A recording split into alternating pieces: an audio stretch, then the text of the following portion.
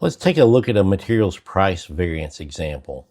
In this example, we've given two sentences with the facts. Standard direct materials cost to produce a tatty scone is 4 grams of materials at $2.50 per gram to produce a single scone.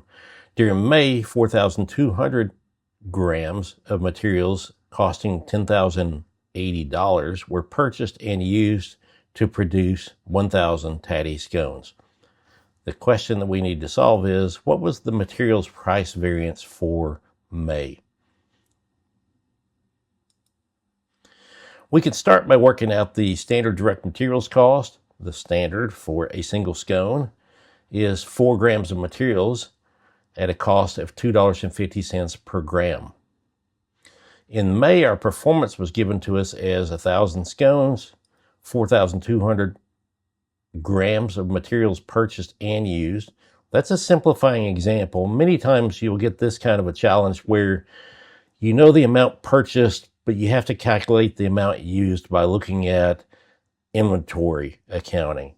In this case, we know purchased and used is the same, which means that the inventory levels did not change from the beginning of the period to the end of the period. Sometimes they'll tell us there's no inventory at the beginning of the period, no inventory at the end. That would be the same amount, 0 and 0.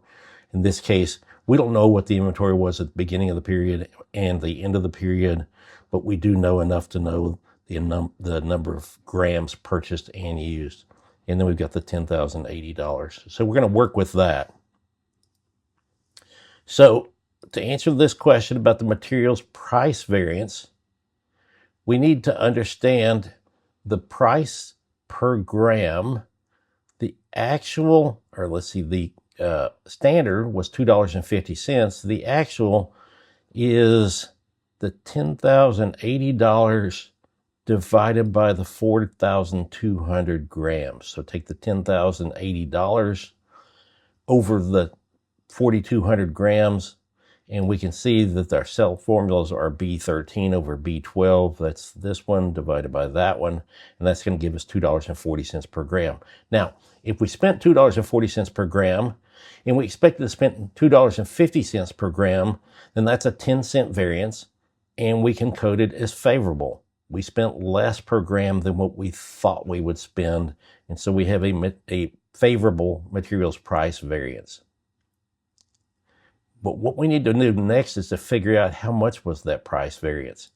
And so what we're going to do is we're going to take that actual quantity of materials used, 4,200 grams, times the 10 cent per gram favorable price variance, and that's going to give us a total material price variance favorable of $420.